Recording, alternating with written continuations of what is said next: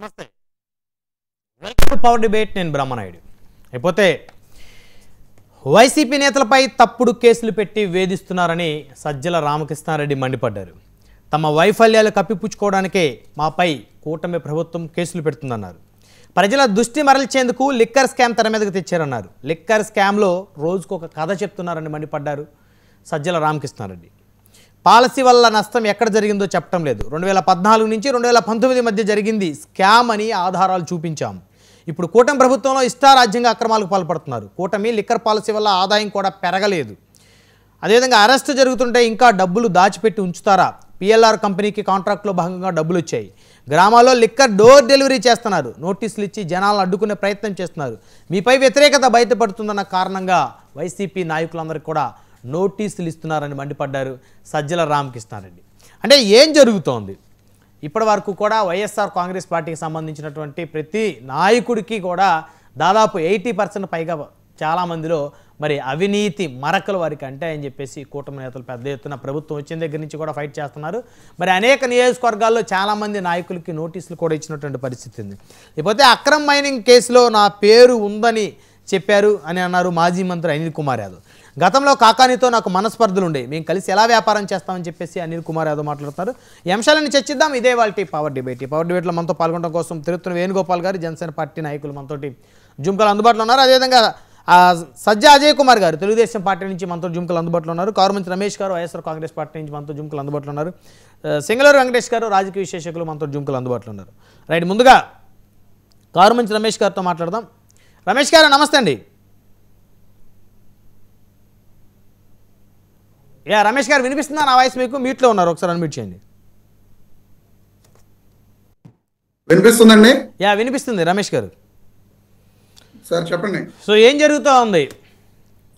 Sir గ్రామాల్లో liquor door delivery చేస్తున్నారని సర్కార్పై నిప్పులు జరుగుతున్నారు సజ్జల రామకృష్ణారెడ్డి గారు. అలాంటి జరుగుతుంటే మరి వైఎస్ఆర్ కాంగ్రెస్ పార్టీకి చెందినటువంటి చాలామంది ఇన్ఛార్జీలు ఉన్నారు, మాజీ ఎమ్మెల్యేలు ఉన్నారు, 11 మంది ఎమ్మెల్యేలు ఉన్నారు. మరి వారు ఎందుకు మరి బహిరంగంగా లిక్కర్ డోర్ డెలివరీలు జరిగేటప్పుడు, లిక్కర్ మరి బెల్ట్ షాపులు నడిచేటప్పుడు ఎందుకు బహిరంగంగా వారు వెళ్ళి మరి అక్కడ పట్టించలేకపోతున్నారు? సార్ ఇప్పుడు బ్రహ్మనాయుడు గారు, రాష్ట్ర వ్యాప్తంగా జరుగుతున్న అనేక సంఘటనలలో ఈ రోజున లిక్కర్ డోర్ డెలివరీ అనేది ఒక భాగం మాత్రమే. అసలు అవినీతి జరగని ఏ ఇది ఉంది చెప్పండి నాకు? మట్టిలో అవినీతి, గ్రావెల్ అవినీతి, ఇసుక అవినీతి, మద్యం అవినీతి. ఈ ప్రభుత్వమా గత ప్రభుత్వమా? ఇప్పుడు ప్రభుత్వంలోనండి. గత ప్రభుత్వం గురించి ఎందుకు చెప్తాం? అదే క్లారిటీతో చెప్తే మీకేంటంటే గత ప్రభుత్వం అంటే కొంచెం ఇబ్బందికరంగా ఉంటది కాబట్టి మీరు ఎప్పుడు గత ప్రభుత్వం గత ప్రభుత్వం గత ప్రభుత్వం అని చెప్పి చెబుతూ ఉంటారు. కాదండి రమేష్ గారు, నేను నార్మల్ గా ఒక క్లారిఫికేషన్ కోసం మీరు స్టార్ట్ చేసే ముందు అడుగుతున్నాను. ఈ ప్రభుత్వం వైఎస్ఆర్ కాంగ్రెస్ పార్టీ నుంచి నేను మాట్లాడుతున్నాను అంటే మా పార్టీ మీద నేను విమర్శలు చేయను కదా. అది మీకు తెలిసి కూడా మళ్ళీ మీరు దాన్ని అలా మాట్లాడటం అంటే ఏమనుకోవాలనేది మీ విజ్ఞతకే నేను వదిలేస్తున్నాను. ఎందుకంటే మీ మీద నేను కామెంట్ చేస్తే బాగోదు. మీరు నేను మంచి మిత్రులు, సో నేను ఎటువంటి కామెంట్ చేయలేకపోతున్నాను. ఈ రోజున రాష్ట్ర వ్యాప్తంగా అన్ని రేట్లను కూడా జరుగుతున్నది అవినీతి. ఆ అవినీతిలో ఎంతమంది ఎమ్మెల్యేలు కూరుకుపోయి ఉన్నారు అనేది మేం చెప్పట్లా. వాళ్ళ ప్రవీణ్ పుల్లట్ గారు, వాళ్ళ సర్వే సంస్థ, ఆయనే స్వయంగా సర్వేలు రిలీజ్ చేసిన పరిస్థితులను కూడా మనం చూసాం. ఈ ఎమ్మెల్యే ఆ ఎమ్మెల్యే, ఆ పార్టీ ఈ పార్టీ అని తెలుగుదేశం పార్టీ నుంచి, జనసేన నుంచి, బీజేపీ నుంచి, అన్ని పార్టీల నుంచి కూడా ఆ కూటమి ప్రభుత్వంలో అందరు ఎమ్మెల్యేలు కూడా అవినీతి చేస్తున్న సందర్భాలు మనం చూస్తూనే ఉన్నాం. ఈ రోజున సజ్జల రామకృష్ణారెడ్డి గారు అదే చెప్పడం జరిగింది. క్లియర్గా వాళ్ళు మధ్యంలో గత 2014 నుంచి 19 మధ్యలో చంద్రబాబు నాయుడు గారి మీద వైఎస్ఆర్ కాంగ్రెస్ పార్టీ ప్రభుత్వం ఆయన సంతకాలు చేశారు. చంద్రబాబు నాయుడు గారు సంతకాలు చేయకుండా ఎక్కడా లేరు. ఆయన సంతకాలు చేసి ప్రివిలేజ్ ఫీజెస్ రద్దు చేసి రాష్ట్ర ఖజానాకు ఎంత నష్టం చేశారో, ఆ వ్యక్తుల నుండి ఏ విధంగా డబ్బులు తీసుకున్నారో అనేది సాక్ష్యాధారాలతోటి కేసు నమోదు చేయడం జరిగింది. ఆ తర్వాత దాంట్లో ఆయన బెయిల్ రావడం జరిగింది. మనందరికీ తెలిసిన విషయమే. ఆ రోజున మద్యం స్కామ్ కుంభకోణం జరిగింది కాబట్టి ఈ రోజున కూడా మళ్ళీ మద్యం స్కామ్ లో కుంభకోణం జరిగిందని చెప్పి వీళ్ళు అక్రమ కేసులు పెట్టడం జరుగుతుంది. ఆ అక్రమ కేసుల్లో భాగంగా రకరకాలుగా సాక్ష్యం ఇప్పటి వరకు కూడా రకరకాల కట్టుకథలు వెళ్ళారు. ఎటువంటి ఆధారాలు దొరకలేదు. 13 నెలలుగా వీళ్ళు విచారణ చేస్తున్నారు. ఇప్పటివరకు ఎటువంటి ఆధారాలు దొరకలేదు. 400 కోట్ల రూపాయలు బంగారం కొన్నారన్నారు, లేకపోతే సౌత్ ఆఫ్రికాలో పెట్టుబడులు పెట్టారు, టాంజానియాలో పెట్టుబడులు పెట్టారు, స్టీల్ ఫ్యాక్టరీలు పెట్టారు, మైన్స్ కొన్నారు. ఈ రకంగా ఎన్నో ఆరోపణలు చేశారు వీళ్ళు. కానీ ఎక్కడా కూడా ఒక ఆరోపణకు కూడా ఆధారాలు అనేవి వాళ్ళకి దొరకలా. మళ్ళీ మొన్న ఒక ఇంజనీరింగ్ కాలేజు, రకరకాల వ్యాపారాలు ఉన్న తేగల విజయానంద రెడ్డి గారి దగ్గర ఆయన ఫామ్ హౌస్ లో 11 కోట్ల రూపాయలు దొరికితే అవి ఈ మద్యం డబ్బులే అని చెప్పి ఆయన చెప్పడం, దాన్ని మళ్ళీ కోర్టులో చెప్పడం జరిగింది. అవి నాకు సంబంధం లేదని చెప్పి రాజకేశ్ రెడ్డి గారు కూడా క్లియర్ గా మళ్ళీ అఫిడవిట్ దాఖలు చేయడం జరిగింది.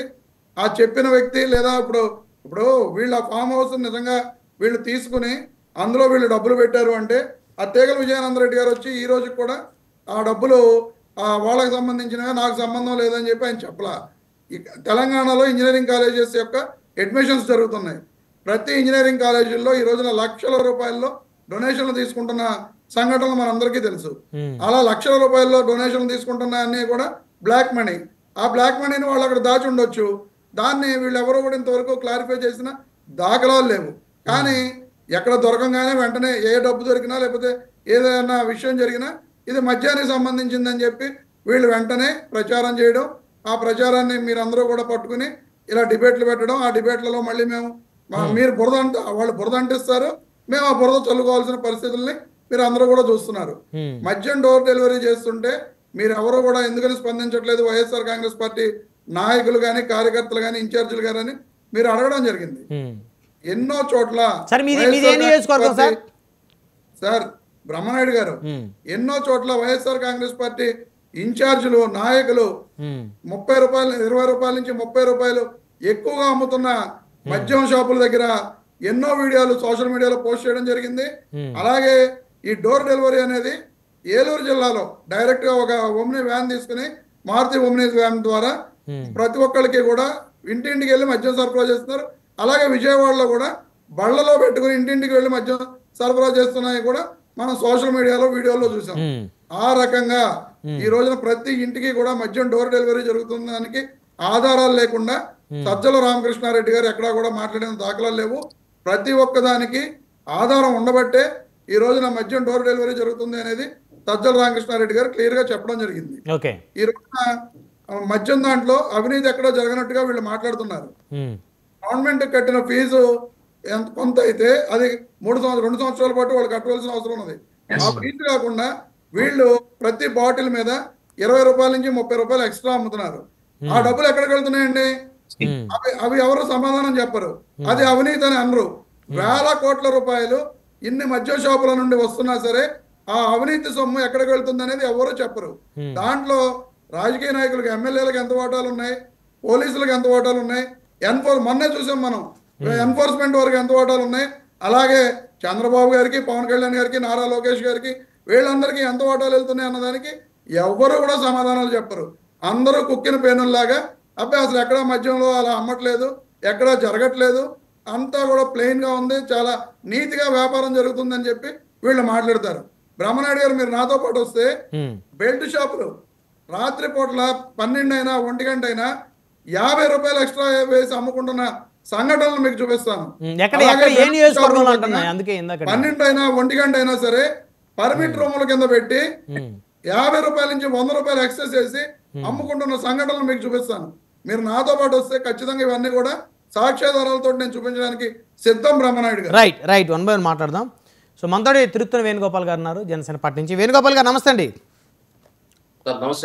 సో జనసేన పార్టీ వ్యూహాత్మకంగా ముందుకు సాగుతుంది. పార్టీ బలోపేతానికి అధిష్టానం శ్రీకారం చుట్టింది. జిల్లాల పర్యటనకు సీనియర్ నేత నాగబాబు గారు ఇప్పుడే ఆయన జిల్లాల పర్యటన కూడా చేస్తా ఉన్నారు. క్షేత్రస్థాయిలో పార్టీ బలోపేతమే టార్గెట్గా ముందుకు సాగుతుంది. ఏపీలో అరాచక పాలన సాగుతుందని వైఎస్ఆర్ కాంగ్రెస్ పార్టీ నాయకులు మాట్లాడుతూ ఉన్నారు.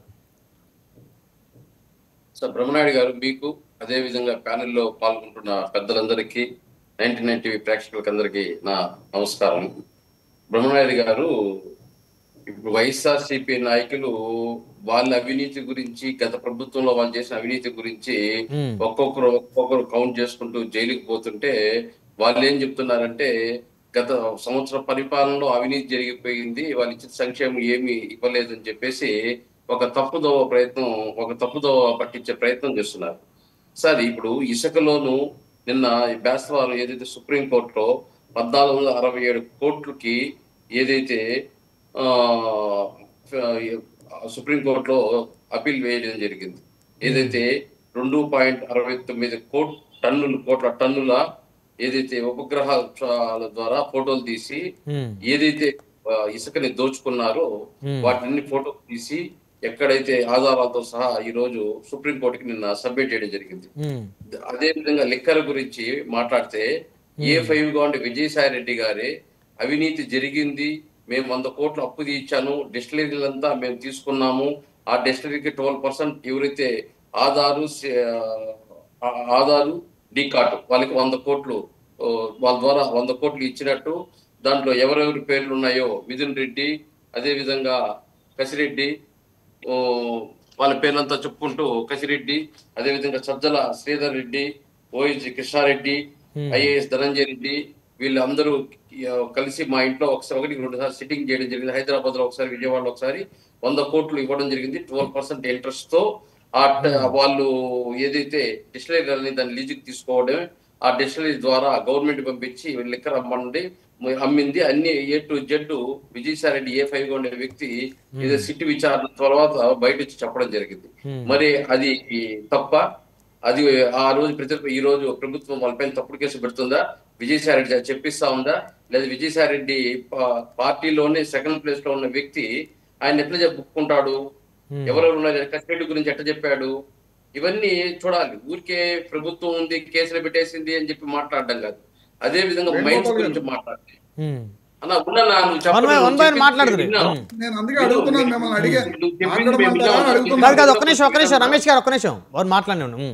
చెప్పండి.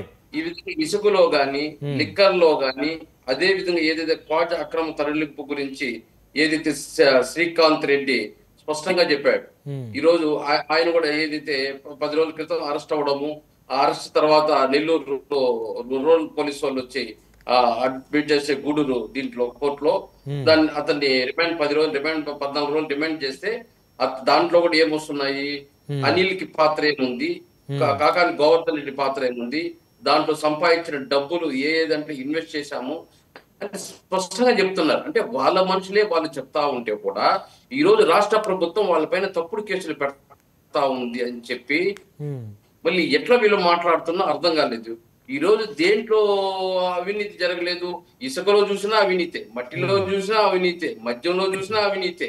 చివరికి చెల్లి కూడా చెప్పింది, సొంత మేనల్లుడు మేనకోడాలు ఆస్తులు కూడా ఈ రోజు షేర్స్ దోచుకున్నారు అని చెప్పి. దీనికన్నా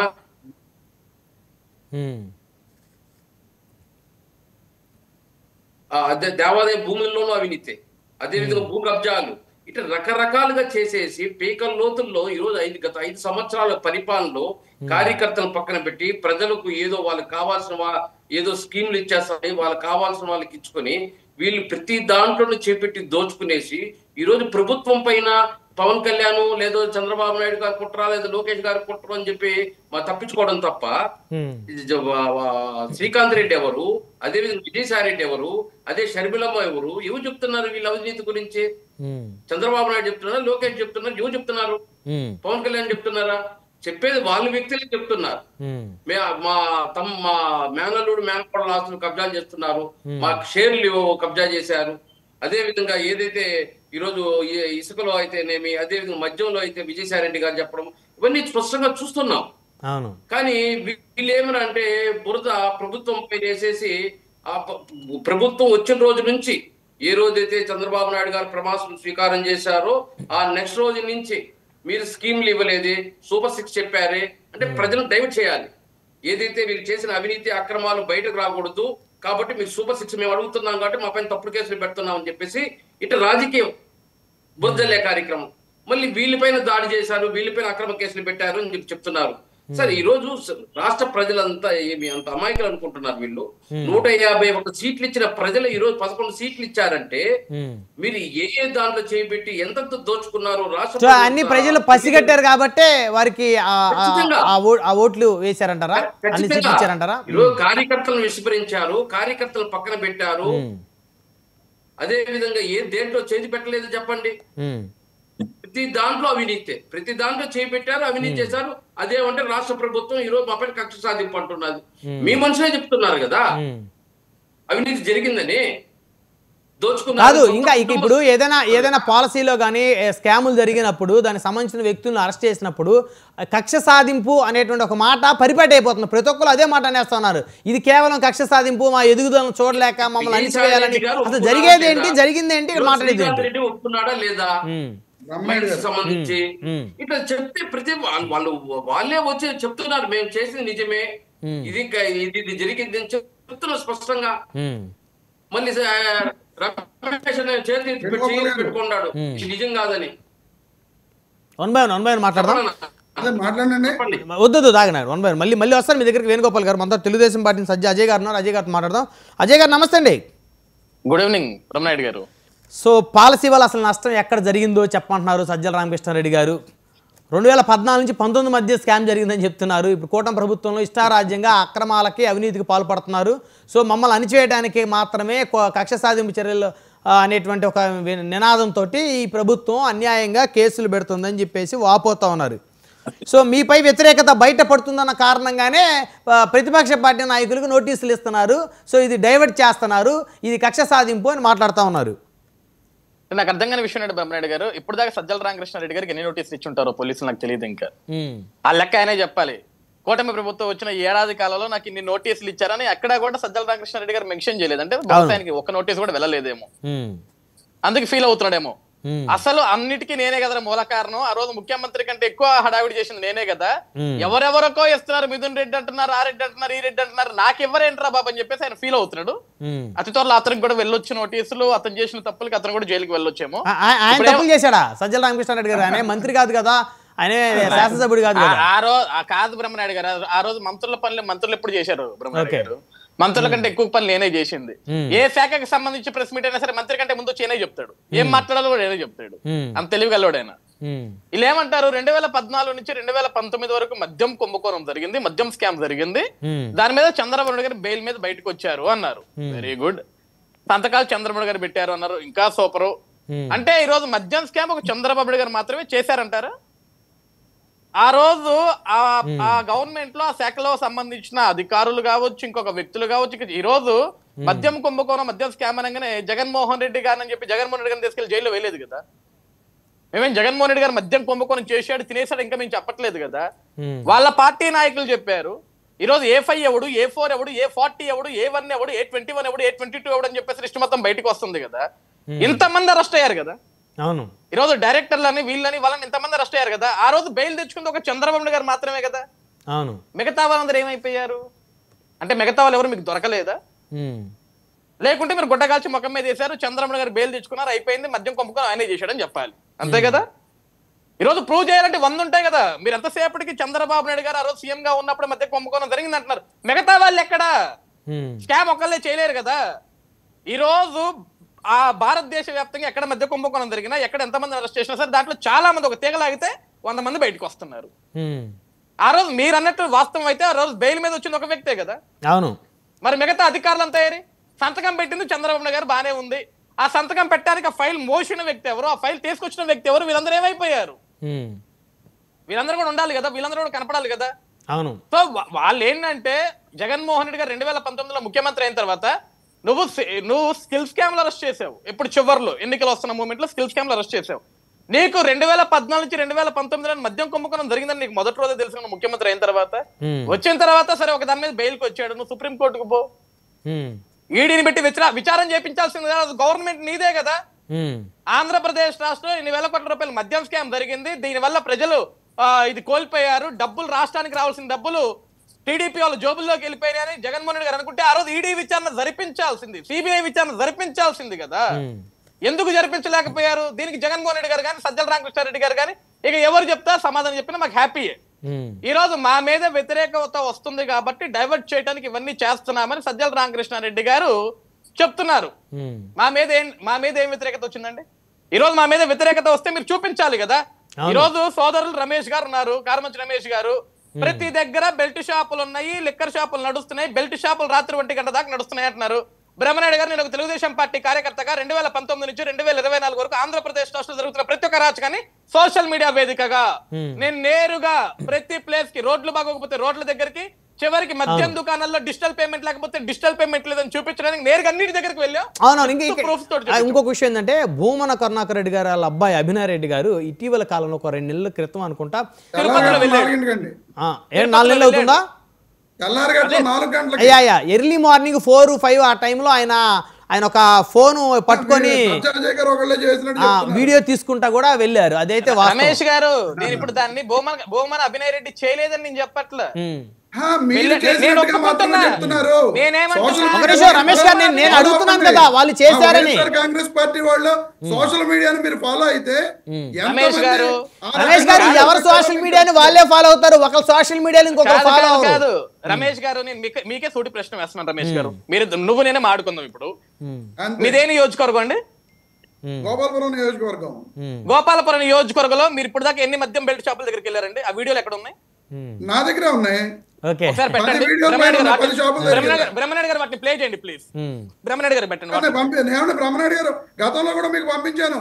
ఇప్పుడు పెట్టండి సార్. గతంలో ఎందుకు? ఇప్పుడు నెక్స్ట్ ఇంకో డిబేట్ లో పెడతారు. ఇప్పుడు సడన్ గా అవి ఎక్కడో ఫైల్స్ ఎక్కడో సేవ్ చేసుకుని ఉంటారు, సడన్ గా తీసి పెట్టడానికి కష్టం. నెక్స్ట్ టైం వచ్చినప్పుడు మనం రమేష్ గారు నెక్స్ట్ టైం మీరు డిస్కషన్ కి వచ్చేటప్పుడు ఇప్పుడు మీరేం చేస్తారంటే, మద్యం దుకాణాలు కానీ లేకపోతే బెల్ట్ షాపులు అర్ధరాత్రి వరకు తెల్లవారుజామున వరకు ఎక్కడ మీ నియోజకవర్గంలో ఉన్నాయో అవన్నీ కూడా మీరు విత్ టైం తో సహా వాటిని రికార్డ్ చేస్తే ఖచ్చితంగా వాటి మీద మనం క్వశ్చన్ చేద్దాం. నేనేమంటున్నాను బ్రహ్మనాయుడు గారు, ఈ రోజు 11 మంది ఎమ్మెల్యేలు ఉన్నారు వైఎస్ఆర్సీపీ పార్టీకి. ప్రతిపక్ష స్థానం లేకపోయి ఉండొచ్చు కానీ 11 మంది ఎమ్మెల్యేలు ఉన్నారు. ఈ 11 మంది ఎమ్మెల్యేలలో ఆ 11 నియోజకవర్గాల్లో మా దగ్గర ఇంత అవినీతి జరుగుతుంది, ఇంత అక్రమాలు చేస్తున్నారు, ఇంత మైనింగ్ చేస్తున్నారు, ఇంత దోచుకుంటారు, ఈ రోజు వరకు ఒక ఎమ్మెల్యే గారు కూడా చూపించలేకపోయారు. చివరికి పులివెందుల ఎమ్మెల్యే అయిన జగన్మోహన్ రెడ్డి గారితో సహా. ఎందుకంటే ఈరోజు బెల్ట్ షాపులు నడిపినా ఆయన వెళ్ళడం కష్టం కదా సార్, ఆయన వెళ్ళలేడు కదా పులివెందుల నియోజకవర్గం తిరగలేదు కదా. బ్రహ్మనాయుడు గారు, ఆయన కూడా ఒక శాసనసభ్యుడు. అవును ఖచ్చితంగా ఆయన కూడా ఒక శాసనసభ్యుడు, మాజీ ముఖ్యమంత్రి ప్లస్ ఒక శాసనసభ్యుడు. నేనేమంటున్నాను, 2 హోదాలు ఉన్నాయి. రమేష్ గారు ఒక నిమిషం ఆగండి. రమేష్ గారు మాట్లాడుకురాగండి. రమేష్ గారు, మీరు మాట్లాడితే ఇన్వాల్వ్ అవ్వాలి, వినండి, రాసుకోండి. అడుగుదాం రమేష్ గారు, మీ బదులు నేను అడుగుతున్నాను వారిని ప్రశ్నలు. బ్రహ్మనాయుడు గారు, నేనేమంటున్నాను, జగన్మోహన్ రెడ్డి గారు కూడా వినండి. నేనేమన్నా బ్రహ్మనాయుడు గారు, జగన్మోహన్ రెడ్డి గారు కూడా ఒక శాసనసభ్యులు పులివెందుల నియోజకవర్గానికి. ఈ రోజు వీళ్ళు ఏదైతే అన్నారో, రాష్ట్ర వ్యాప్తంగా అక్రమ మైనింగ్ జరుగుతుంది, ఇసుక దోలేస్తున్నారు, మట్టి తవ్వేస్తున్నారు, కొండలు తవ్వేస్తున్నారు, మద్యం అక్రమంగా అమ్ముతున్నారు అన్నప్పుడు ఈ రాష్ట్రంలో 175 నియోజకవర్గాల్లో పులివెందుల కూడా ఒక నియోజకవర్గమే. అవును, అట్లీస్ట్ మాజీ ముఖ్యమంత్రి వర్యులు పులివెందుల శాసనసభ్యులైన జగన్మోహన్ రెడ్డి గారి ఇలాకాలో ఈ అవినీతి అంతా జరిగితే జగన్మోహన్ రెడ్డి గారు వెళ్ళి చూపించక్కర్లా. ఎవరో ఒక ఇన్ఛార్జ్ ఉంటారు కదా అక్కడ, ఆయన కింద ఉంటారు కదా, ఆయనకు సంబంధించిన వ్యక్తులు. ఈ రోజు వరకు ఎందుకు అక్కడ ఎవరో ఒకరు బయటకు చూపించాలి కదా. ఇది పులివెందుల నియోజకవర్గంలో కూటమి ప్రభుత్వంలో జరుగుతున్న అవినీతి, అన్యాయం, అక్రమం అని ఇక్కడ ఒకటండి అజయ్ గారు, సింపుల్ గా ఒక విషయం, పులివెందుల్లో బహుశా ఆ విధంగా చేసే పరిస్థితి ఉండకపోవచ్చు. ఎందుకంటే వారికి బలమైన పట్టున్న నియోజకవర్గం. మొన్న కూడా ఆయనకి జగన్మోహన్ రెడ్డి గారికి 60,000 మెజార్టీ వచ్చే నియోజకవర్గం, వాళ్ళ కుటుంబ కంచుకోట కాబట్టి వాళ్ళకి వ్యతిరేకంగా అక్కడ కార్యకలాపాలు అయితే జరుగుతాయి నేనైతే అనుకోను సార్. ఇప్పుడు అధికారం ఉన్నప్పుడు అన్ని నియోజకవర్గాలు జరుగుతాయండి. ఓకే, మీరే అన్నారు కదా, అసలు పులివెందులో జగన్మోహన్ రెడ్డి గారు ఉండనప్పుడు అక్కడికి వెళ్ళి అవినీతి చేయడానికి పెద్ద విషయం ఏంటి సార్? నాకు అర్థం కావట్లేదు. ఆయన ఉండడు కదా అక్కడ. ఆయన లేకపోయినా ఆయనకి బలమైన అనుచరులు ఆయనకి ఎంత మంది ఉన్నారు సార్? ఇప్పుడు వైసీపీలు ఏమంటారు, అధికారం మీది, పోలీసు వాళ్ళు మీ వాళ్ళు, పవర్ మీది, ఏదన్నా మీరు చేయగలరు అన్నప్పుడు పులివెందులో మేము చేయగలం కదా. అవును, పవర్ మా చేతిలో ఉన్నప్పుడు, పోలీస్ మా దగ్గర ఉన్నప్పుడు, అన్ని మా దగ్గర ఉన్నప్పుడు ఏదన్నా చేయగలప్పుడు అది కూడా చేయాలి కదా మేము. అది ఎందుకు చేయట్లేదు మేము అక్కడ? మాట్లాడదాం మళ్ళీ వస్తాం మీ దగ్గరికి అజయ్ గారు. చివరి పాయింట్ ఈ రోజు మాట్లాడితే ఏమన్నారు, మొన్న కూడా రోజా గారు ఒక మాట అన్నారు, ఈవీఎంలు నాయకులు, ఈవీఎంలతో గెలిచిన వ్యక్తులని.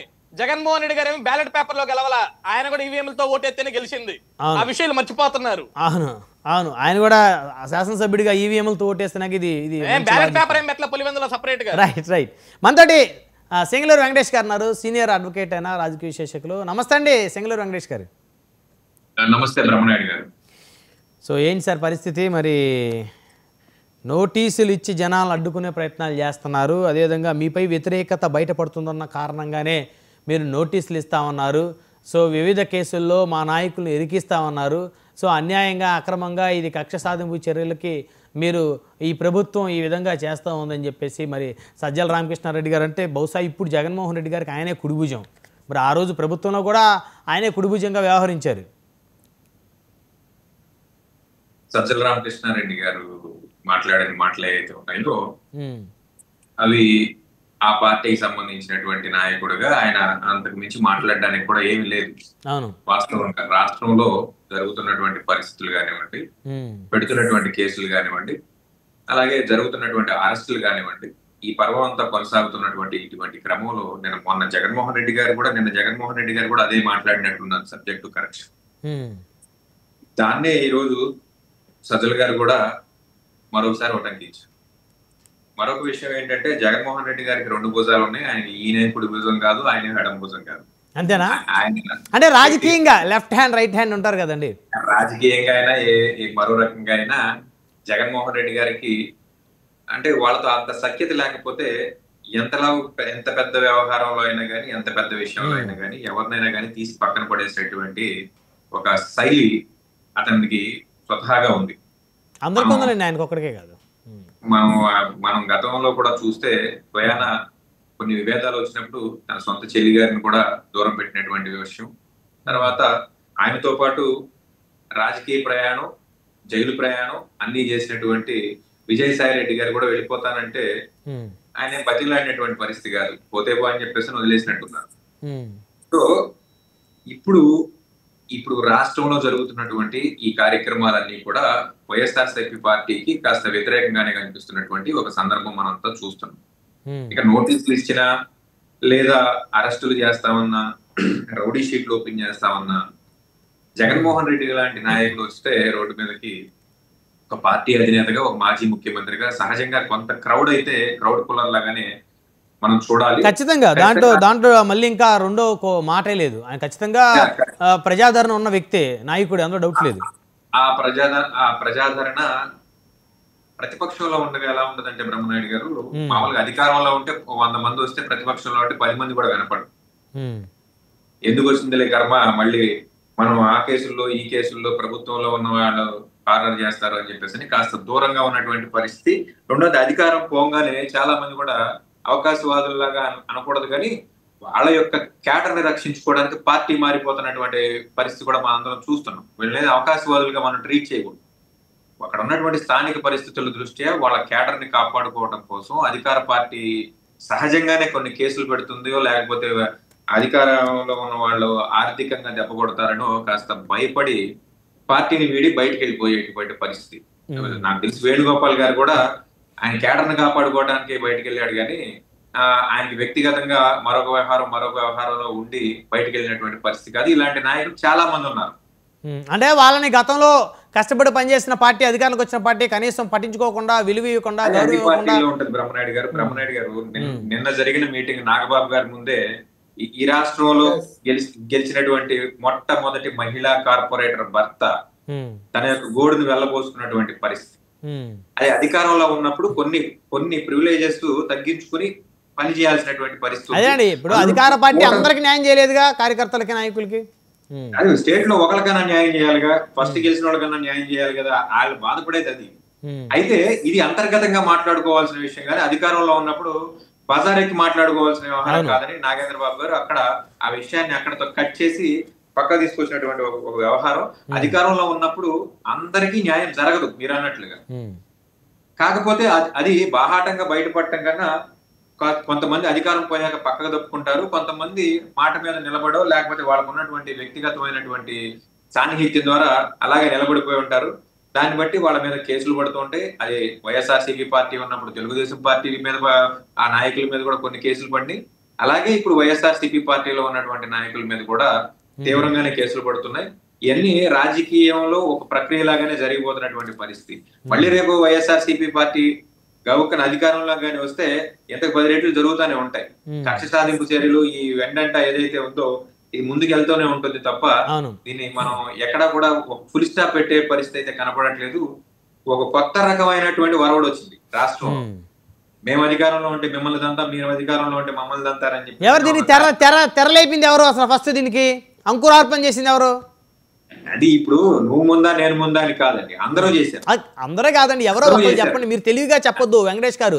ఎవరు చేస్తారు? తెలుగుదేశం చేసిందా లేకపోతే వైఎస్ఆర్సీపీ చేసిందా? అది చెప్పండి. అందరూ 2014లో చంద్రబాబు నాయుడు గారు అధికారంలోకి రాగానే కొంతమంది జనసేన కార్యకర్తలను తీసుకువెళ్ళి సోషల్ మీడియా కేసులు పెట్టి గుంటూరులో పెట్టారు.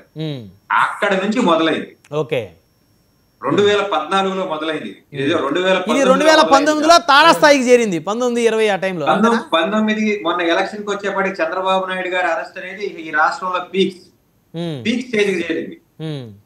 అలాగే ఇది జగన్మోహన్ రెడ్డి అరెస్ట్ అయ్యే వరకు ఇలాగ కొనసాగుతూనే ఉంటుందని చెప్పేసి నాలాంటి వాళ్ళు అనుకునేటువంటి ఒక పరిస్థితి. అది ఎప్పుడు జరుగుతుంది, ఏ కేసులో జరుగుతుంది, అధికారంలో ఉన్నప్పుడు జరుగుతుందా, ప్రతిపక్షంలో ఉన్నప్పుడు జరుగుతుందా అనేది చూడాలి. వేచి చూసే ధోరణితో వేచి చూడాల్సింది. కాబట్టి ఇక మద్యం కుంభకోణం లేకపోతే మద్యం ఈ రాష్ట్రంలో గతంలో ఏదో అద్భుతాలు జరగలేదు, ఇప్పుడు అద్భుతాలు జరుగుతున్నాయి అని చెప్పడం అనేది ముఖ్య ఉద్దేశం. అయితే మొన్న అజయ్ సజ్జా గారు నన్ను ఒకటి అన్నారు, మీరు ఏ నియోజకవర్గం, మీరు వెళ్ళి ప్రత్యేకంగా చూసారా అని చెప్పి. అన్న నేను చూశానన్నా, డి వైన్స్ మంగళగిరి నియోజకవర్గంలో డి వైన్స్ అని చెప్పేసి నేషనల్ హైవేకి కింద 11 గంటలకి నేను వ్యక్తిగతంగా, మీరు చెప్పారు కదా నిజంగా జరుగుతుందా లేదా అని చెప్పేసి నేను వెళ్ళి చూసి వచ్చిన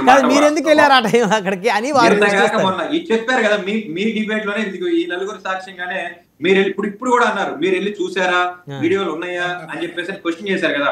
క్వశ్చన్ చేస్తే ఎవరైనా కానీ ఆన్సర్ చేసే వృత్తిలో మేము ఉన్నాం కాబట్టి నిజంగా జరుగుతుందా లేకపోతే ఆల్రెడీ అంటున్నారు కాబట్టి మనం చేస్తున్నాం అని చెప్పేసి పేరుతో సహా చెప్తున్నాను. అక్కడ వీడియో గానీ ఏమైనా తీశారు సార్? ఎందుకు సార్ వీడియో ప్రతి ఊళ్ళో ప్రతి షాప్ లో జరిగే బాగోదు బ్రహ్మనాయుడు గారు. అట్లా కాదు సార్. ఇప్పుడు కోర్టుకి వెళ్తారు మీరు సార్, మీరు ఒక నిమిషం, మీరు ఒక సీనియర్ అడ్వకేట్, మీరు హైకోర్టు అడ్వకేట్, జడ్జి గారి దగ్గరికి వెళ్ళి సార్ అక్కడ ఈ విధంగా జరిగింది సార్, నేను చూశాను సార్, రోజు జరుగుతుంది సార్ అని ఏదో చెప్తారు ఒక ఇన్సిడెంట్ మీద. ఆధారం ఏదని మిమ్మల్ని కోర్టు అడగదా సార్? మీరు చెప్పిందే జడ్జి గారు ఫైనల్ చేసేసుకుంటారా? మంచి క్వశ్చన్ అడిగారు, చాలా అద్భుతమైన క్వశ్చన్ అడిగారు. మన కోర్టు గారు ఇక్కడ నైతికత అనేది మన వ్యక్తిగతంగా మన గుండెల్లో ఉన్న నైతికతే మనకి పాయింట్ ఆఫ్ వ్యూ. అదే సాక్ష్యం ఇదేం కోర్టు కాదు. అయినప్పటికీ కూడా ఎదటి వాళ్ళు అడిగిన ప్రశ్నకి సమాధానం చెప్పాలి. ఎల్లయ్య అమ్మాడు, పుల్లయ్య అమ్మాడు, బ్రహ్మనాయుడు అమ్మాడు, వెంకటేష్ అమ్మాడు కాదు. నేను చెప్తున్నా 2017లో సుప్రీం కోర్టు గైడ్ లైన్స్ ఉన్నాయి. హైవేకి 500 మీటర్లకు దూరంలో ఉండాలి, 220 మీటర్ల దూరంలో ఉండాలి అని చెప్పేసి సుప్రీం కోర్టు గైడ్ లైన్స్ ఇచ్చింది. ఈ రాష్ట్రంలో మా మంగళగిరి నియోజకవర్గంలో 15 షాపులు ఉన్నాయి హైవేల పక్కన. 220 మీటర్ల లోపు 7 షాపులు ఉన్నాయి. దీనికి సంబంధించి బ్రహ్మనాయుడు గారు మొన్న హైకోర్టులో కూడా పిల్ వేయడం జరిగింది. హైకోర్టులో కూడా అతని పేరు కే గోకుల్ పోతురాజ్ అని చెప్పేసి అని కృష్ణా డిస్ట్రిక్ట్ అతనే పిటిషనర్. హైకోర్టులో కూడా పిల్ వేయడం జరిగింది. కానీ ప్రభుత్వానికి ఏంటంటే మద్యం ఒక ఆదాయ వనరుగా మారిపోయినటువంటి ఒక పరిస్థితి. మద్యం అమ్మకుండా ఈ రాష్ట్రంలో ప్రభుత్వాన్ని నడపలేము అని చెప్పేసి చెప్పినటువంటి పరిస్థితి. కాబట్టి మరి దాన్ని ఎలాగ యూటిలైజ్ చేస్తారో, దాన్ని ఎలాగ ఇంప్లిమెంట్ చేస్తారో. నందిగామ నియోజకవర్గంలో కూడా ఉన్నాయి హైవే మీద. ఇప్పుడు హైవే ఊరు బయట వచ్చింది కానీ అన్న నియోజకవర్గం నందిగామ నియోజకవర్గం ఊర్లోంచి బస్సులు వెళ్తాయి కదా, అక్కడ కూడా హైవే మీద గుట్టు చప్పుడు కాకుండా జరుగుతున్నాయని ప్రతి చోట శుభ్రంగా గుడి వైన్స్, బడి వైన్స్ అనే పేర్లతో సహా అన్ని షాపులు శుభ్రంగా హైవేలు పక్కన పెట్టి రన్ చేసుకుంటున్నారు. కాదని చెప్పేసి మీరు ప్రూవ్ చేస్తారు. వైన్స్ అనేది రన్ చేసుకోవటంలో తప్పేం లేదు కదా. ఇప్పుడు ఆల్రెడీ ప్రభుత్వం అనుమతితో జరుగుతుంది. బెల్ట్ షాపులు రన్ చేస్తే తప్పు, వైన్స్ ని ప్రభుత్వం వద్దని లేదు కదా. బెల్ట్ షాపుల్ని ప్రభుత్వం నియంత్రించాలనుకుంటుంది. బ్రహ్మనాయుడు గారు చట్టాన్ని వక్రీకరించాల్సిన అవసరం లేదు. ప్రభుత్వం అమ్మినా, పోరంబోగోడు అమ్మినా అమ్మకూడదు అంతే. అసలు మద్యం అమ్మకూడదు అంటే మరి జగన్మోహన్ రెడ్డి గారు ఎందుకు అమ్మారు? 2019 నుంచి 24 మధ్యలో ప్రభుత్వం హైవే పక్కన మద్యం అమ్మకూడదు, ఇది చట్టం చెప్తుంది. మద్యం కాకపోతే విషం అమ్మండి. అది జగన్మోహన్ రెడ్డి అమ్మాడా, చంద్రబాబు నాయుడు అమ్మాడా, పవన్ కళ్యాణ్ అమ్మాడా మాకు అనవసరం, వ్యక్తులు అనవసరం. చట్టం ఏం చెప్తుందంటే హైవేకి 500 మీటర్ల అదేనండి, దూరంలో ఎందుకంటే మద్యం సేవించిన వాళ్ళు రోడ్డు మీద వారు వాహనాలు వేసుకొని వారు ఆ మత్తులో వచ్చేసినప్పుడు యాక్సిడెంట్ జరుగుతాయి కాబట్టి మీరు చెప్పిన బ్రహ్మనాయుడు గారు ఒక చిన్న మాట చెప్తా. ఇప్పుడు ఒక క్వార్టర్ మద్యం తాగిన వాడు సహజంగా మత్తులో ఉంటాడు. వాడికి ఇంకో క్వార్టర్ కావాలి, వాడు వెళ్తాడు, ఏ గూగుల్ పేనో ఫోన్ పేనో చేశానని చెప్పేసి అని అంటాడు, డబ్బులు రాలేదని గొడవ పడతారు. అప్పుడు ఏంటి పరిస్థితి? అవునండి. దీనికని ఆ రోజు పూర్తిగా నగదు మాత్రమే మేము యాక్సెప్ట్ చేస్తాము. ఎందుకంటే ఇప్పుడు కొత్తగా ప్రభుత్వ దుకాణాలు వచ్చినాయి. ఈ ప్రభుత్వ దుకాణాల్లో ఏదో టెక్నికల్ గా ఉన్నటువంటి వ్యక్తులు కాదు, అందరూ కూడా కొత్త యువతను తీసుకుని అక్కడ మద్యం దుకాణాలు రన్ చేస్తున్నాం కాబట్టి మేము డబ్బులు మాత్రమే తీసుకుంటాం అంటే, డబ్బులు తీసుకునేటప్పుడు అవకతవకలు జరిగినాయి, అసలు మద్యం కుంభకోణం అదే అని చెప్పేసి గత ప్రభుత్వం వాదిస్తున్నటువంటి గత ప్రభుత్వం మీద ఈ రోజు అపవాదం జరిగినటువంటి ఒక పరిస్థితి. అసలు ఇక్కడ ఈ రోజు రాష్ట్రంలో ఏదైతే లిక్కర్ పాలసీ ఉందో, ఈ లిక్కర్ పాలసీ కేంద్రం చట్టాలకు కానివ్వండి, లేకపోతే ఈ రాష్ట్ర చట్టాలకు కానివ్వండి, అతీతంగా చట్టాలతో సంబంధం లేకుండా మీరు రెస్టారెంట్లు పెట్టుకుంటారంటే రెస్టారెంట్లకు అనుమతి ఇచ్చారు, వైన్ షాపులు పెట్టుకుంటారంటే వైన్ షాపులకు అనుమతి ఇచ్చారు. మోర్ ఓవర్ వైన్ షాపులు చాలా ఎక్కువ పెట్టి పాడుకున్నటువంటి పరిస్థితి. మద్యం దుకాణాలకి బెల్ట్ షాపులు లేకపోతే ఈ రోజు మద్యం మీద రెవెన్యూ తీసి వాళ్ళు మళ్ళీ ప్రభుత్వానికి కట్టేటువంటి పరిస్థితి కాదు. కొంతమంది మాకు తెలిసినటువంటి వ్యక్తులు కూడా ఈ మధ్య వైన్ షాపులు తీసుకున్నటువంటి పరిస్థితి ఇటు నిడదవోలు, ఈస్ట్ గోదావరి, వెస్ట్ గోదావరిలో నిజంగా కళ్ళెంబడి రక్తం కారుతుంది. ప్రభుత్వానికి చెల్లించాల్సినటువంటి ఏదైతే పన్నులు ఉన్నాయో వీటిలో ముక్కుబిండి వసూలు చేస్తున్నారు. షాపులు నడపకపోతే అంటే డోర్ డెలివరీ చేసి అమ్మకపోతే ప్రభుత్వానికి డబ్బులు కట్టే పరిస్థితిలో ఈ రోజు. నాకు డౌట్ వెంకటేష్ గారు, డోర్ డెలివరీ మద్యం జరుగుతున్న డోర్ డెలివరీ అంటే ఇప్పుడు మనం స్విగ్గీ జొమాటోలో ఫుడ్ కానీ ఏదన్నా డెలివరీ పెట్టుకుంటాం, ఆ విధంగా మద్యం డెలివరీ అవుతుంది సార్ ఆంధ్రప్రదేశ్ లో? ఖచ్చితంగా అవుతుంది, మీకు కావాలంటే చెప్పండి. అవునా? విజయవాడలోనే డైరెక్ట్ గా అవుతుంది బ్రహ్మనాయుడు గారు. ఖచ్చితంగా అలా కాదు బ్రహ్మనాయుడు గారు, మీరు ఎక్కడున్నారు? ఆంధ్రప్రదేశ్ లో మీకు ఏదైనా వైన్ షాప్ లో నుంచి మీకు ఎనీ కైండ్ ఆఫ్ లిక్కర్ కావాలంటే ఈ రోజు మీరు వెబ్సైట్ లో ఆర్డర్ పెట్టుకునే పరిస్థితి ఉంది. అలా అని చెప్పి నా ఇంటి పక్కన ఉన్న వైన్ షాప్ ఒకటి ఇస్తాడని కాదు, దానికి సంబంధించి కొన్ని షాపులు ఉన్నాయి. వెబ్సైట్ లో మీరు లిక్కర్ డెలివరీ పెట్టుకుంటే వచ్చే పరిస్థితి ఉంది. ఓకే రైట్, ఆగండి మనం మాట్లాడదాం. కార్మంచి రమేష్ గారు,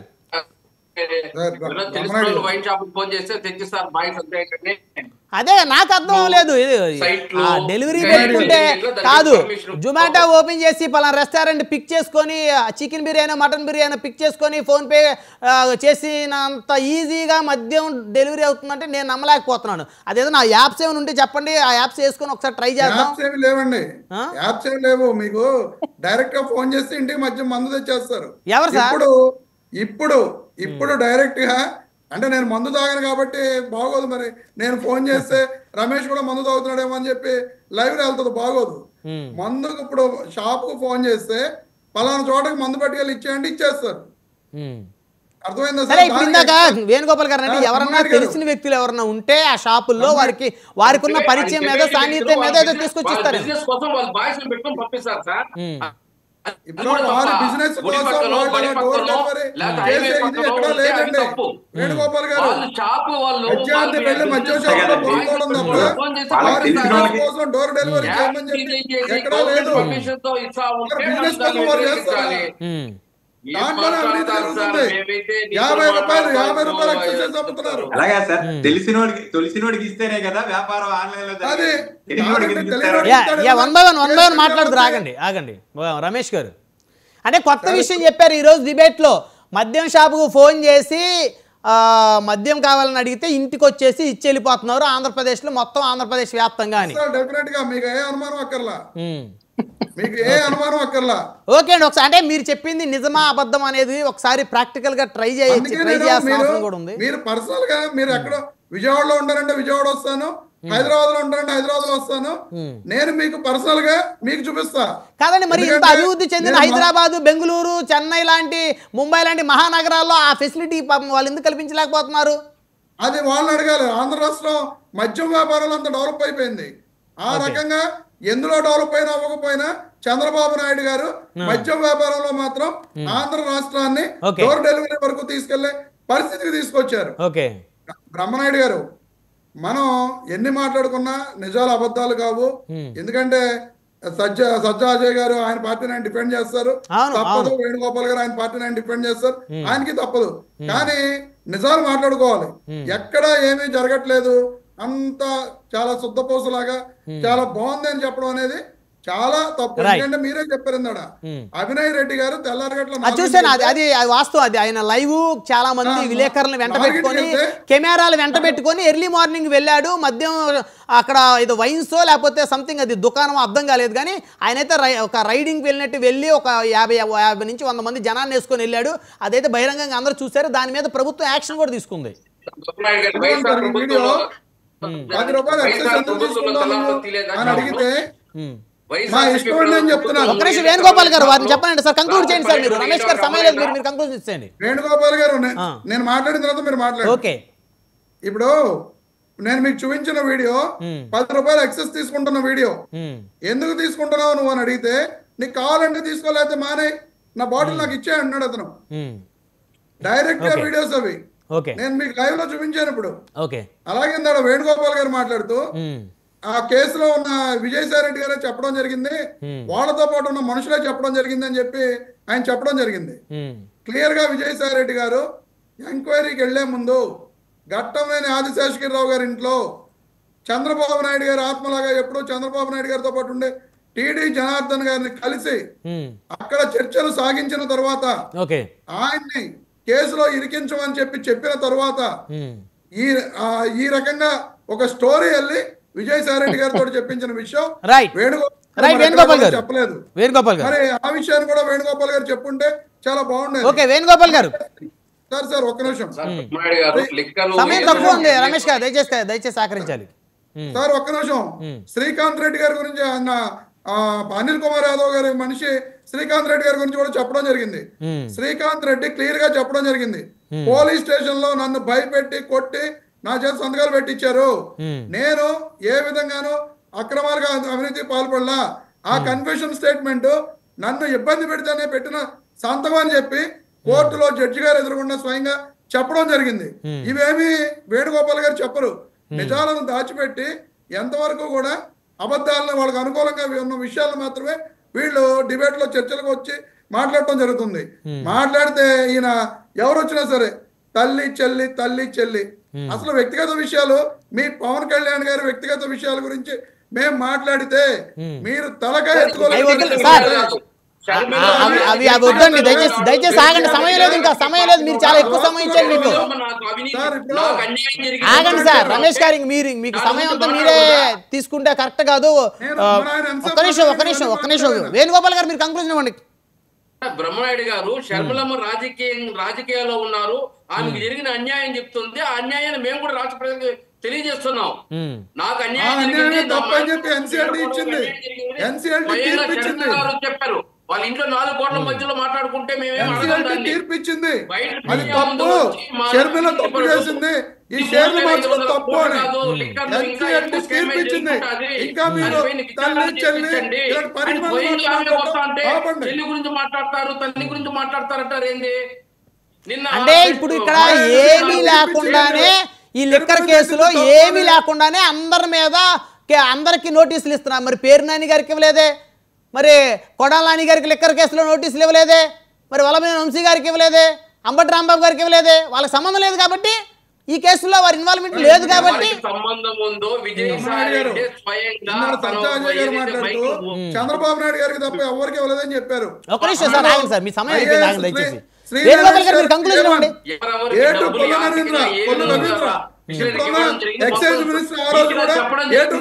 ఆగండి సార్, రమేష్ గారు మీరు ఆగండి, ఒక నిమిషం ఆగండి. మీరు రమేష్ గారు ఆగండి సార్, ఇప్పుడు మాట్లాడారు కదా, ఒక్క నిమిషం ఆగండి, చెప్పండి వేణుగోపాల్ గారు. ఈ రోజు రాష్ట్ర ప్రజలు జగన్మోహన్ రెడ్డి గారి ప్రభుత్వానికి 151 సీట్లు ఇస్తే, అదే 151 సీట్లని 11 సీట్లకు దించారంటే రాష్ట్రంలో ఎంత అవినీతి జరిగింది, ఎంత అక్రమాలు జరిగింది, ఎంత దుర్మార్గాలు జరిగిందో దాన్ని బట్టే తెలుస్తుంది. ఈ రోజు 11 సీట్లు ఇచ్చినా కూడా ఏదైతే నల్లపురెడ్డి ఏ విధంగా మాట్లాడాడు, ఒక వ్యక్తి మహిళని ఆ నెల్లూరు జిల్లాలో కానీ చెప్పుకునే వాళ్ళని ఏ విధంగా విమర్శించారు, వాళ్ళని ఏదైతే పరామర్శించడానికి జగన్మోహన్ రెడ్డి గారు రావడం ఇదంతా ఆశ్చర్యమేస్తారు. రాష్ట్ర ప్రజలు అత్యాచారాలు చేసే వాళ్ళకి, డ్రగ్స్ అమ్మే వాళ్ళకి, మాదక ద్రవ్యాలు అమ్మే వాళ్ళకి, గంజాయి అమ్మే వాళ్ళకి, కబ్జాలు చేసే వాళ్ళకి వీళ్ళకి పోయి పరామర్శించడం ఏంది? ఈ రోజు తండ్రి చనిపోయారంటే పరామర్శించాలంటే దానికి ఓకే. రాష్ట్ర ప్రజలు 151 సీట్లు ఇచ్చారు నీకు. అదే రాష్ట్ర ప్రజలు 11 సీట్లు ఇస్తే ఇప్పుడు కూడా నువ్వు చేసే కార్యక్రమాలు ఏంటి? జైల్లో అవినీతి ఊబిలో ఉండే వాళ్ళు మీరు పెట్టే అక్రమ కేసులు పెడుతున్న వాళ్ళని పరామర్శిస్తున్నారు. మీరు పెడుతున్న అక్రమ కేసులకి జైల్లో ఉండే వాళ్ళందరూ శిక్షలు ఇస్తారా? గంజాయిని ప్రోత్సహించాలని ఉన్నాడు సార్ రమేష్ గారు. లేకపోతే వారు ముగ్గురు డిస్కనెక్ట్ అవుతారు సార్. మీరు ఒక్కరు మాట్లాడండి సార్. లేకపోతే మీరు ఒక్కరు మాట్లాడండి. మీరు ఆగండి ఆగండి అంటున్నారు. మీరు ఎంత సమయం తీసుకున్నారు? ఉన్న సమయంలో 40% సమయాన్ని మీరు తీసుకున్నారు, మీకు ఇచ్చాను. ఇంకా ప్రతిదీ నేనే మాట్లాడతానండి. ఇంకెట్లా సార్? వైఎస్ఆర్ పార్టీని కానీ నమ్మే పరిస్థితి లేదు. ఓకే అజయ్ గారు, సజ్జయ్ గారు. బ్రహ్మనాయుడు గారు, ఇక్కడ నేనేమన్నాను సార్, సింపుల్ గా ఒకటే స్ట్రైట్. ఈ రాష్ట్రంలో బెల్ట్ షాపులు ఉన్నాయంటే విత్ ప్రూఫ్ తోటి బయటకు వచ్చి చూపించండి. దాని మీద మీరు చట్టపరంగా పోరాడండి. ఎందుకంటే ఇప్పుడు లాయర్ గారు కూడా ఉన్నారు. నేను 11ంటికి వైన్ షాప్ తరగటం చూశానన్నారు. వైన్ షాప్ ఆయన బెల్ట్ షాప్ అని చెప్పలేదు. Note this point, wine shop చూసామన్నారు. బట్ ప్రతిదీ వీడియో చూపించాల్సిన అవసరం లేదని చెప్పారు కాబట్టి maybe I don't know about that. రెండేంటంటే మీ నందిగామ హైవే మీద కూడా కనపడతాయి నాకు వైన్ షాప్స్ అని. ఆ వైన్ షాప్స్ ఇప్పుడు మేము కొత్తగా వచ్చి పెట్టిన ప్లేస్లు ఏం కాదండి. గతంలో 2019 నుంచి 2024 వారు ఏ మద్యం దుకాణాలు అయితే మద్యం అమ్మారో అయ్యే షాపుల్లో ప్రెజెంట్ కంటిన్యూషన్ అవుతున్నాయి. వినండి వెంకటేష్ గారు, నెక్స్ట్ మీరు మాట్లాడతారు. ఇప్పుడు మీరేమంటారు? 2019 నుంచి 24 మధ్య కాలంలో ఉన్నాయే కంటిన్యూ అవుతున్నాయి అంటున్నారు మీరు, అంతేనా? ఆ షాప్ లో ఆ షట్టర్లు ఎవరైతే అప్పుడు నడిపించుకున్నారో ఇప్పుడు కొత్తగా పాడుకున్న వాళ్ళు అయ్యే షట్టర్ లో పెట్టుకున్నారు అంతే. దానికి ఎవరు అబ్జెక్షన్ పెట్టలేదు ఇక్కడ. సార్ బెల్ట్ షాపులు ఉండవని మీరు చెప్పారు కదా, ఎన్నికల ముందు హామీ ఇచ్చారు కదా, బెల్ట్ షాపులు ఉండవని తప్పు కదా సార్? బ్రహ్మనాయుడు గారు, నేను చెప్తుంది బెల్ట్ షాపుల గురించి కాదండి, అవి వైన్ షాప్స్ అండి. వైన్ షాప్స్ అంటే మా దగ్గర హైవే పక్కన ఉన్నటువంటి వైన్ షాప్ లో దాని గురించి అంటున్నారా?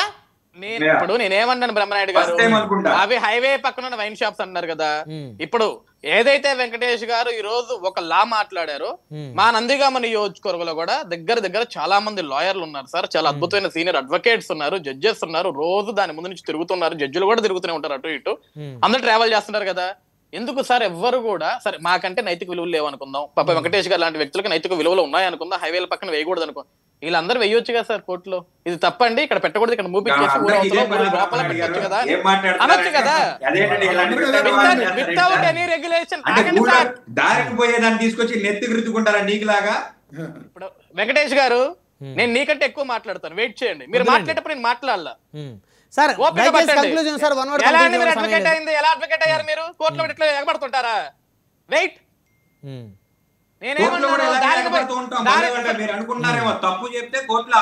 సరే సార్, ఇది కోర్టు కాదు కదా, ఇది కోర్టు కాదు కదా.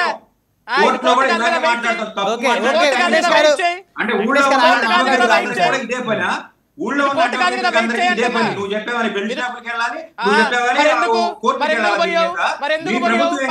చెప్పబోయే అంటే తప్పుడు విధానం. అజయ్ గారు వారు చూడటానికి వెళ్ళానన్నారు. అసలు ఏం జరుగుతుందో వారు ఒక అడ్వకేట్ గా తెలుసుకున్నారని వెళ్ళాను చెప్పారు.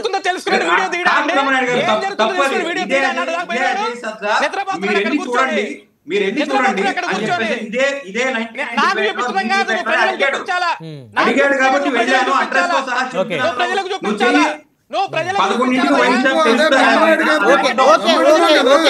అజయ్ గారు విజయవాడ వస్తే నేను తీసుకెళ్తాను రకరకాల వైన్ షాపులకి, బెల్ట్ షాపులకి. సర్లేండి వదిలేసేయండి సార్, దయచేసి వదిలేసేయండి. మీ నియోజకవర్గంలో మీరు తిరగండి, మా నియోజకవర్గంలో మేము తిరుగుతాం. వద్దులేండి అజయ్ గారు ఒక్క నిమిషం. వెంకటేష్ గారు మీరు కంక్లూజన్ ఇవ్వండి సార్. వాళ్ళందరూ అడ్వకేట్సే మళ్ళీ. ఆగండి సార్, వెంకటేష్ గారు మీరు ఇవ్వండి సార్ కంక్లూజన్. ఇప్పుడు బ్రహ్మనాయుడు గారు అజయ్ సజ్జా గారు మాట్లాడేది ఎలా ఉందంటే, ఒక తప్పుని ఎత్తి చూపితే అంటే నీతో పాటు ఒక 10 మంది అడ్వకేట్లు వాళ్ళందరూ కూడా రావాలి. కాదండి, బ్రహ్మనాయుడు ఇప్పుడు గారు. వారు వెళ్ళి చూశాను 11:30 దాటిన తర్వాత కూడా వైన్స్ ఆ విధంగా ఉంటాం నేను చూశాను. ఆంధ్రప్రదేశ్ రాష్ట్రంలో వైన్ షాప్స్ 11 తర్వాత ఉండవు. Okay. ఆయనకి 11 ఉండవు, నేను వైన్ షాప్ అనలా. నేను వైన్ షాప్ అనలా. ఓకే, బెల్ట్ షాపు, బెల్ట్ మళ్ళీ షాపు. పెట్టుకుని చూసుకో, మళ్ళీ పెట్టుకుని చూసుకో. నేను చెప్తున్నా షాప్ అన్నప్పుడు నువ్వు ప్రూవ్ చేయాలి కదా, అక్కడ వీడియో చూపించి as advocate as educated person అమాయకుడు, నువ్వు పసిపిల్లోడివి, నీకు కొత్తగా గవర్నమెంట్ వచ్చింది. నువ్వు వెళ్ళి మా గాలి టైం అంతా మా టైం తినమాక. అజయ్ గారు ఆగండి సార్. నీ టైం మేము చెప్పేది వినండి ఫస్ట్. నా టైం నువ్వు ఎందుకు తిన్నావు? అజయ్ గారు పోనీలేండి, దయచేసి వదిలేసేయండి సార్, దయచేసి వదిలేసేయండి. వెంకటేష్ గారు, అజయ్ గారు దయచేసి సార్ ప్లీజ్ ఒక్క నిమిషం ఆగండి, దయచేసి కోఆపరేట్ చేయండి. వెంకటేష్ గారు కోఆపరేట్ చేసింది వాళ్ళు సార్. నేను మాట్లాడేటప్పుడు వాళ్ళు మాట్లాడేటప్పుడు నేను మిడిల్ లో వద్దులేండి. వెంకటేష్ గారు, రాలేదు. మీరు కోర్టులో కూడా వాదించేటప్పుడు ఎవరైనా సరే అడ్వకేట్లు జడ్జి గారి ముందు సాక్ష్యాధారాలు లేకపోతే ఏ కేసు కూడా ఆ పరిగణలోకి తీసుకునే పరిస్థితి ఉండదని మీకు తెలుసు కదా. అది వాళ్ళకి బ్రహ్మనాయుడు గారు, నేను అందుకే తెలియదు. ముందే చెప్పా, ఇదేమి కోర్టు కాదు, ఇది మన నైతికతకు సంబంధించిన ప్రజలకు తెలియజేయాలి కదా మాస్టారు. అజయ్ ఫస్ట్ విను. జగన్మోహన్ రెడ్డి అనే ఒక వ్యక్తి తన పరిపాలన చేసేటప్పుడు అత్యంత లోపభూయిష్టమైనటువంటి మద్యం అమ్మకాలు లేకపోతే మద్యం షాపులు రన్ చేశాడనే మాట మీరు అందరూ చెబుతున్నట్టు మాట వాస్తవం అనుకుందాం. అదే తప్పు మీరు ఎందుకు చేస్తున్నారు అంటే అతను అన్నాడు కాబట్టి మీరు మేము తప్పు చేస్తే ప్రూవ్ చేయమని అడుగుతుంటాం.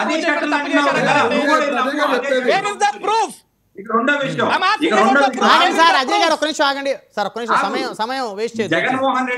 జగన్మోహన్ రెడ్డి అమ్మిన షాపుల్లోనే ఈ రోజు చంద్రబాబు నాయుడు గారు అక్కడ మా దగ్గర రెగ్యులారిటీ పనిచేస్తున్నాయా షాపులు? అంతవరకు సంతోషం. ఓకే ఆంధ్రప్రదేశ్ వినువయ్యా, పూర్తిగా విను సార్. వెంకటేష్ గారు 1 minute లో కంక్లూడ్ చేసేసి సమయం లేదు. బ్రహ్మనాయుడు గారు 10 గంటలకు కట్టేసిన వైన్ షాప్ వెనకాల బెల్ట్ షాప్ రన్ చేస్తున్న మాట వాస్తవం. అది 100 అడుగుల దూరంలో నేషనల్ హైవేకి ఉంది. చట్టాలు చెప్తున్నాయి, చట్టాలు ప్రతి ఒక్కరికి తెలియాల్సిన పని. ఇవాళ 100 మంది అడ్వకేట్స్ విజయవాడ 5,000 మంది అడ్వకేట్స్ ఉన్నారు. అందరూ ఈ డిబేట్ కి రారే? నువ్వు చెప్పినట్టయితే 500 మంది వచ్చేయాలి, 5,000 మంది ఎవరికో అవకాశం వస్తుంది, ఎవరికో ఒకరికి మాట్లాడే గోల్ ఉంటది కాబట్టి సమస్యని ఎత్తి చూపడానికి ఒకరు వస్తే నందిగామలో అంతా అడ్వకేట్స్ ఉన్నారు, జడ్జిలు ఉన్నారు, వాళ్ళందరూ ఎందుకు వేయట్లేదు అంటున్నాడు. ఎవరికి పట్టిందా? వద్దులేండి అజయ్ గారు, అజయ్ గారు దయచేసి నువ్వు అనలిస్టువా? జగన్ పార్టీకి జర్నలిస్టే మాట్లాడాలా? సమస్యని జర్నలిస్టే మాట్లాడాలా?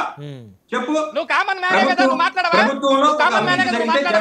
ఎవరైనా మాట్లాడతారు. ప్రజాస్వామ్యంలో ఎవరైనా సరే ప్రజల సమస్యలు ఎత్తుకోవచ్చు. దానికి ఒక సాధారణ పౌరుడైనా సరే, భారతదేశ పౌరుడైనా సరే అనలిస్ట్ ముసుగులకు వైసీపీ కండ వేసుకుని వచ్చి కూర్చొని ప్రతిరోజు జగన్ దేవుడు ఈయన దేవుడు వద్దండి అజయ్ గారు, వాస్తవాలు కావాలా? ఆ విధమైనటువంటి వ్యాఖ్యలు వద్దండి దయచేసి. ఫ్యాక్ట్ అండి అజయ్ గారు దయచేసి వద్దండి అజయ్ గారు అలా అలా అలా మరొక సీనియర్ జగన్ దేవుడు అయితే ఇప్పుడు జగన్ దగ్గరికి వెళ్ళి కూర్చునేవాడిని.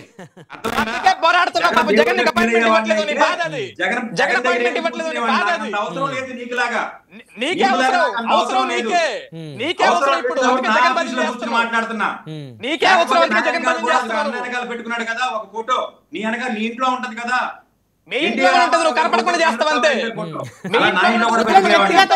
దయచేసి వ్యక్తిగతంగా వద్దు, సమయం లేదు దయచేసి. ధన్యవాదాలండి చర్చలో పాల్గొన్నందుకు. తిరుత్తూరు వేణుగోపాల్ గారు, అజయ్ కుమార్ సజ్జ గారు, కారుమంచి రమేష్ గారు, సింగలూరు వెంకటేష్ గారు, అందరికీ పేరు పేరున ధన్యవాదాలు. మరిది వాళ్ళ పవర్ డిబేట్ చూస్తూనే ఉండండి 99 TV.